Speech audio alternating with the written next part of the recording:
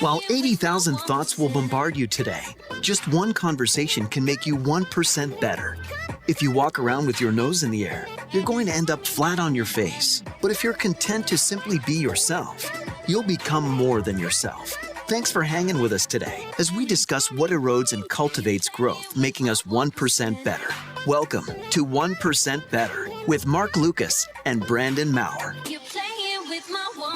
Hey, welcome to 1% Better. Marc Lucas and Brandon Mouer. It's good to be back. We took a little break. We had a show last week and now, obviously, today. So we're super excited to be back. Thank you for those tuning in. We appreciate you guys so much. And I'm thankful that we have somewhat of an audience. Whoever you are, however many you are, we'll take one, we'll take 100, we'll take however many you want to be here. Thank you so much. I want to share a quick story with you. I was in the car driving, and when I was in high school, I used to sleep in a lot when I didn't have school. I didn't miss my first class. After like Saturdays and stuff, I would sleep in a lot. Yeah. But then as I got older, I would get up earlier, and now I'm up at like 5:30 every morning. Walk my dog. It's starting to get cooler in Arizona, so it's easier to walk the dog and have longer walks and go to the gym. But I'm starting to now be able to see the sunrise more and more because I'm up so early. Now that it's getting colder, the sunrise comes up later. So I'll even see it even more than it was in the summer at 4:30, whenever it came up in the summer. But my point about the sunrise, I love this, is that I was driving home from a friend's house, and I was in the car, and it was like 5:30, it was sunrise time. And as I was driving, I was listening to music, and I look up on the freeway, and I saw the sunrise, and I start crying like a little baby, weeping my eyes out, trying to drive. No one was in front of me. It was 5:30. No one's on the road. It was a Sunday morning, so it was dead. And I was just driving. I was not behind a semi, and I was driving, and I started bawling my eyes out, and I felt the Lord. A lot of times people say, I heard God. So in my interpretation, I believe I heard Jesus, God, say to me, I know you, and you know me. Brandon, the God of the sunrise, and the God of the sunrise knows you. I know your name. And it felt so loving and peaceful and joyful, and just this warm, fuzzily amazing feeling of God speaking to you about, you're right, I do know the God of the sunrise. And he was sharing with me how if you don't know Jesus, and I don't know where you're at in life and where you are in believing in Jesus, but the reality is, if you don't know God, your source is anything on earth of what man has created for your enjoyment, for your health, your well-being. So whether that's doctors, nurses, counselors, lawyers, whatever it might be, and those are all great. I got friends in all those categories. Those are great. But that's kind of your ceiling, your limit. If you know God, your ceiling is anything he can provide, which is endless, which is he's the creator. He can make new things out of nothing. And so he was reminding me, Brandon, your source is me. I am your ceiling, which means I don't have a ceiling for God. He had no ceiling. He can do anything. And so that story of just looking to God as my creator, looking to God as my source for good, not so good, he brings not so good. When I'm in terms of circumstances that aren't so good, he can handle it all.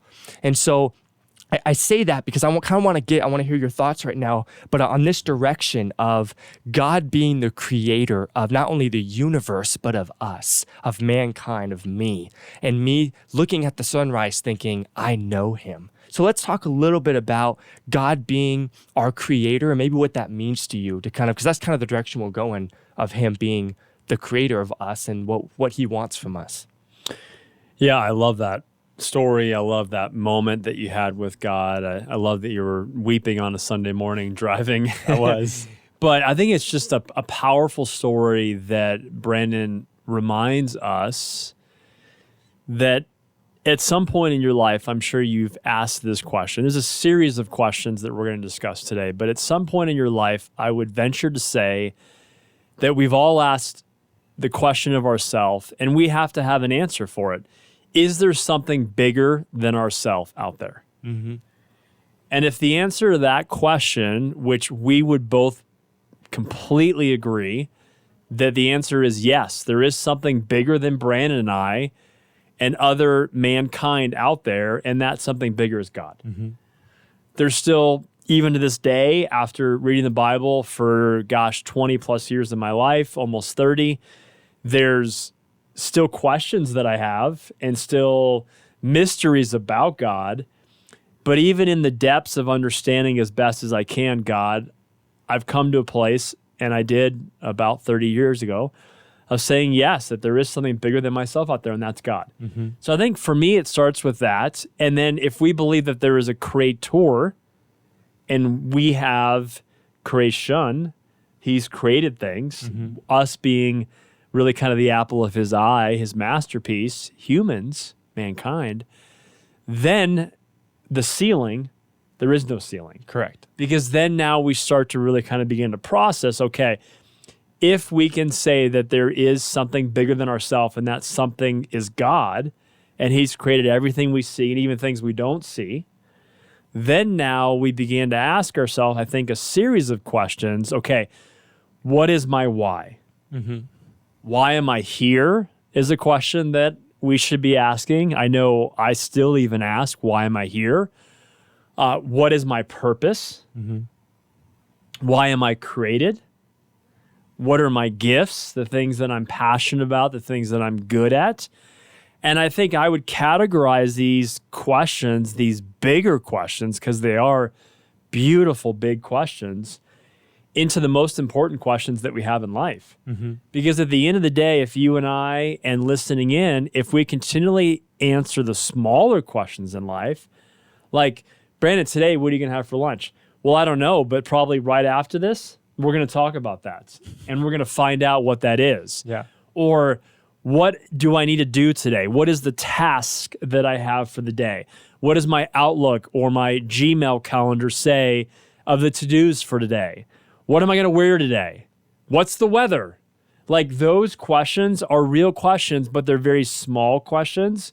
And really, if we only answer the smaller questions in life, then an old movie, the 80s movie, Groundhog Day, every day is going to kind of feel like the last. Yeah. And we're going to go to bed tonight, and I've been there in these days. We're going to go to bed tonight, and we're going to think, kind of felt like yesterday. Mm-hmm. Yesterday was Taco Tuesday, and today's spaghetti, but it kind of felt like yesterday for the most part. Yeah. And I don't feel fulfilled. I don't feel like the peace that I want. I don't feel the satisfaction that I want in life. Mm-hmm. And yet I think there's a lot of people, and I've lived there as well, there's a lot of people that are living with that lifestyle in that scenario. Mm-hmm. So, yeah, no, absolutely. And so I think, okay, cool. We established that. Now what? Mm-hmm. Hey, Mark, maybe I'm one of those people who I might know God or believe there is a God, but now what? I go to bed and it's Groundhog Day, quote unquote. And so there's an analogy that I heard. It's not mine. If you've been in church for a while, there's a lot of things thrown around. Nothing's copyrighted. You know, in church sermons and stuff. People are. Let me just say, if pastors are copywriting sermons, first off, you can't, because A, it's Bible. If it's biblical, right, you can't copyright it. It's God's words. And B, don't do that, you weirdo. Anyway, so I heard this analogy, and I heard it about a stool, a chair, but Mark and I were talking before we started filming this. I'm not going to put a stool on top of this. It would just look weird. So I have scissors, and I'm going to use scissors, and I think I'm just going to change the analogy a little bit. Not a stool. I'll use scissors just because it's easier. These are scissors, right? And they're blue. Color really doesn't matter right now, but they're blue. And the creator of the scissors, whoever it was, maybe we should have found the Scissor. name. No, I don't know. Mr. Scissor. These are scissors, and Abraham Scissor. whoever created Jeremy these Scissor. Let's go with Jeremy Scissor. Jeremy Scissor, our producer. Our producer, Jeremy. Jeremy Scissors. Okay, so last name should be Scissor.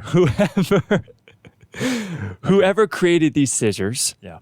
created these scissors with a special purpose. What's the purpose? Maybe there's multi-purposes, but these specific scissors cut objects. They're supposed to be sharp enough to cut paper, to cut through anything that your hands maybe can't rip. Scissors are made for cutting, okay? If I took these scissors that are made for cutting and dipped it in mayo and put it on a sandwich as a knife, Really weird. it might, yeah, you look weird doing it from your neighbors, but it might work to a degree because it has this straight edge and but it's not how it was created. If I take scissors and try to sing with it, and I try to take this cord, take it out of the mic and plug it somehow in here, A, it's not going to plug in, and B, it won't work. It's not created to be a microphone. If I take these scissors and throw it at someone, it could maybe damage them, but it wasn't made as a weapon. It was made to cut through things, okay? If I start buttering mayo on a sandwich and the inventor of these scissors, whoever he or she is, Jeremy Scissor, if they walk into the room and see me buttering this sandwich with these scissors, they're going to be like, what are you doing? Like, has no one told you? Let me show You're an idiot. And a weirdo. Marc would be doing it naked for whatever reason. But if I go there, okay. Now this analogy is not becoming anything serious anymore. Back to the analogy. If the creator of these scissors walked in the room and saw me buttering a sandwich, they would walk in and say, what are you doing? Let me show you how my purpose of creating these scissors is for. They would take it, they would pull out a piece of paper and go, and they'd cut the piece of paper and say, use a knife, use something else to butter. These scissors were created for this purpose. And so amongst all the humor and amongst all the everything that Marc and I try to have fun with, at the end of the day, you're created for a specific reason. That one of the main reasons is that God just loves you. You could just end there and go to bed at night thinking the creator of the sunrise. I can't make a sunrise. No. You probably, I would go roulette 20 on in Vegas that you cannot make a sunrise as beautiful or as dull as God can make one. He can give you purpose. He can tell you how you were created. And so I think at the end of the day, whether you're searching for Jesus, you don't know Jesus, you want to know Jesus, or you do know Jesus, at the end of the day, it comes back to the same answer of, God, what do you want for my life? Let's start there. If you don't know where to start, why you're feeling something, God, the creator of myself, what do you want? How do you want me to live each day? Partnering with you and the Holy Spirit to bring about your purposes, your kingdom, your plan, your love on the earth. And then just let God talk, and he will. And if anything, go to the Bible. He's all over it. Yeah. All those answers. I love it. And I think back to the scissors, I think at the end of the day, and this is an ongoing conversation that we get to have with God. Yeah. We get to go into those places, and if you've never talked to God, it's just a conversation.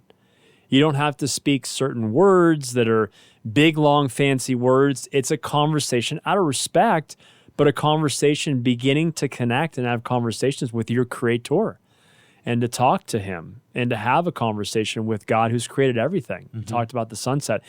But in the midst of the scissors, again, asking ourselves, okay, when we walk through life, Brandon, I think that there's some clarity around what we do throughout our day. So like at the end of the day, we talked about some of those tasks. Here's what I'm going to do today, okay? And all of us have a list, whether you're in college now, whether you're working in the marketplace, whether you're right now a mom, whatever you are, a grandparent, wherever you are in life. The what you do throughout the day is pretty clear. It's pretty much in your calendar, or it's written on sticky notes. I still like to write stuff down. So that's the what, okay? Then how you do it, there's typically some clarity around how you do the things that we get to do throughout the day, right? We know how we do things. We've done Google searches, we've asked others, hey, how do we do these things, okay? So now we understand the how. So the what seems pretty clear, and the how seems pretty clear. But the why, really a lot of times, can be fuzzy. And I think the why gets fuzzy because we're not having these conversations with our creator. Why am I doing these things? God, why should I be doing these things? What is the real purpose of me doing these things? how do I do these things for other people? How do I do these things to really bring you glory, which is just shining the beautiful love of who God is, or shining who he is to other people. So I think when we start to begin to kind of wrestle with the why questions, then that helps us in these pulling up a stool and having a conversation with God moments to say, God, why? The why is so important. And I remember even like when I was a little kid, when I would ask, and kids are so good at the why question. Well, Dad, why? Mom, why? Why? And sometimes I just want to say, because I told you so. That's why. But even that's not a good why. We have to sit down, as we do as parents or grandparents, if you are a parent or grandparent listening in, and we've got to explain the why. Mm-hmm. But we've got to have some clarity around the why. Because if we don't know the why, then the what and the how feel pretty empty. Mm-hmm. They feel pretty shallow. Mm-hmm. And again, we kind of get into that scenario of Groundhog Day where it's just every day feels like the last. But if we understand the why, and the why is really the missional statement, why we're doing this, like what is the mission? What is the purpose of me doing this? Mm-hmm. And I think big and small, we have to really kind of get with God and hang out with God and ask these questions around the why. Yeah, absolutely. I think everyone's wondering the why in some degree, because you can't soar your whole life just on the what or the how. Mm-hmm. You can only know so much of that until you start needing, okay, I have the what and the how, but what's the purpose in this? What's just the why? If you think, all right, well, these are cool, cute thoughts from two kind of pastors, and okay, cool. Let's take it back to the Bible. Jesus himself, when he walked the earth for 33 years, he asked a similar question to God, and he is God. Won't get into all that, but to his Father, he asked a similar question of, what do you want from my life? And wasn't necessarily purpose, because he knew his purpose. He came to save mankind, right? The entire 33 years was to save you, to save me, to save Mark. But he's in the garden. I think all four Gospels record this. So Matthew, Mark, Luke, or John, you can go to the end of those books and find this story of Jesus. He's in a garden. Real quick, I'm not going to do a long sermon. He's in the garden, and he's on his way to the cross to save mankind. His ministry's kind of up, and it's before he dies and then resurrects from the grave. The only person, God, who has ever done that. But he's in the garden, and he's crying. The Bible actually says he's sweating blood. Like he is just in agony with what's about to happen to him. The torture, the suffering, the disrespect, and everything in between. And he's I can just picture him. I was obviously there, but I could just picture the Son of God weeping. And I don't think he was weeping because he didn't want to do it, because that would mean he doesn't want to save you. And that was that's why he's here. He wants to save you. I think he was weeping for the fact that he's weeping over us. Okay, he's weeping over this creation. There's such a love for us that it's making him just weep. And yes, there's agony coming, and obviously he doesn't want that. He doesn't want to go through it, but not because he doesn't want to save us, but because he doesn't want to go through the torture. No one wants to go through torture. Are you kidding me? But he's there in the garden weeping, and he asks his Father this. He actually doesn't even ask him. He says a statement to him, and it's kind of an open-ended statement to God. And what he says is, if you can remove this from me, he uses the word cup. If you can remove this cup from me, is there another way this could happen that I don't have to go? We could still save people, but yet not go through death, essentially is what he's saying, knowing that this is why he came, to die and rise again. But the sentence I want to hone in on, you can find it in the book of Mark, is he says, not my will be done, but your will be done. That's what he says to God. So he's saying, I don't want to do this for the agony and the distress that it's going to cause me, not for the reason I'm doing it, for what I have to do. But yet, it's not what I want. It's what you want. So even the Son of God is looking to Father God saying, I know why I'm here. It's clear, but I don't want to go through this pain. But yet I'm going to put what I want on the back burner and say, God, what do you want me to do? And if you want me to do this, I'm going to do it. And ultimately, we know he came to save those who are lost, and he goes through it, and he then rises again, and he sits on the throne, and he's now King of Kings and Lord of Lords. So even Jesus was asking a similar question, a statement about not what I want, but what does God want? Yeah. So powerful. It is so powerful. We can get into that, but it's extremely powerful. So I think, again, these are very lofty, deep, Socratic questions that really all of us need to wrestle with. And I think at the end of the day, for this conversation, at least today, we have to ask ourselves, what is the goal of our life? Like, if you could boil it all down to, again, back to the why, okay? What are people going to say about you and I when we do die? Like, at our funerals, what will people share? Mm-hmm. What will our loved ones, what will our neighbors, what will people in our community, the people that we do life with, what will they say about our life?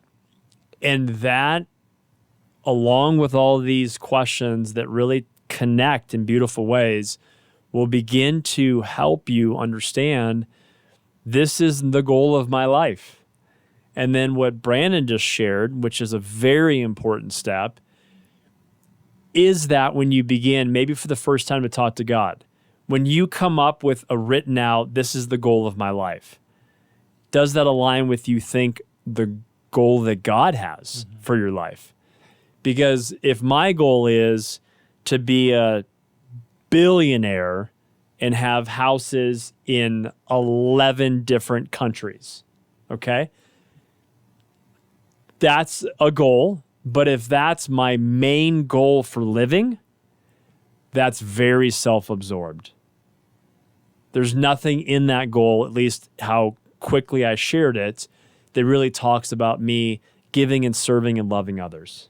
That's very self-centered. Mm-hmm. So that wouldn't align with the heart of God. It wouldn't align with the hat you have on. Forget about me, I love you. So it's not really aligning with the heart of God. So as you process this question, what is the goal for my life? Then ask yourself, you can go to Grandpa Google, but ask yourself as well in the conversations with God, does this also reflect the heart of God? Is this what God would want for our life? Love God, love people, serve others, have an impact in your community, in your home, in society at large, on social media. Mm-hmm. Like, is your goal, your primary goal for living, the passions that you have, the skill sets that you have to serve others, to benefit others? Now we're talking within the heartbeat of God. Mm-hmm. Now we're talking within something that God says, well done, good and faithful servant, and he gives you an applause over. Yeah. He's stoked about. Yeah. So that's something that's really, really important because, again, when we go to the grave sites, again, first off, the U-Haul is never behind any hurts. Yeah. So we're not taking anything with us, okay? So that in itself will show us that material things are not the primary main goal of our lives. Mm-hmm. So again, but these questions are really important because these questions, when you put your head on the pillow at night, when you're walking out and building into the goal of life, your purpose, giving and serving to others, you go to bed. We go to bed with great satisfaction. We go to bed with great peace. We go to bed with great joy. Final thoughts, brother. Yeah, no, it's so good. Yeah, like Marc's been saying, at the end of the day, everyone at some point, no matter what age you are, is going to ask the question, why am I here? What's my purpose? That word purpose is thrown around even outside of the church a lot. I would say more outside of the church because I'm in the church and I don't hear it often because, again, we know Jesus. So it's like, oh, we're getting our purpose, more. But it's like outside of the church, like, what's my purpose? We have album covers. We have T-shirts. We have hats. Like purpose. Everyone wants purpose. No one wants to live and just die. No one's goal. If you write down a goal in a university and it says goal, and you have to write it in, no one's going to say live and die. And if they do say that, it's going to be with point A, point B. It's going to be money. It's going to be happiness. They're going to start, and that's going to become their goal. not to live and die. Everyone wants a life of happiness, and to live a life where you die and people is like, that's the person I want to be like. That's the legacy, right? We all want legacy. We all want purpose. So if you haven't asked it yet, I would encourage you to start asking it. If you have asked it, I would encourage you to understand who you're asking it to. If it's just Google, you're going to find a lot of mixed answers. But if it's Jesus, you're going to find the answer either over time or immediately. And that's the beauty of walking with Jesus every day, is that you get to walk with the person who created you. Yeah, so well said. And I think at the end of the day, when we walk out even just 1% better, our purpose, we get 1% more clarity, 1% more of an understanding of what that is. At the end of the day, there's so much more peace. There's so much more joy. There's so much more great satisfaction that we have in our life when we begin to walk that out, even just 1%. Yeah. Even just 1% for the week. Doesn't have to be for the day.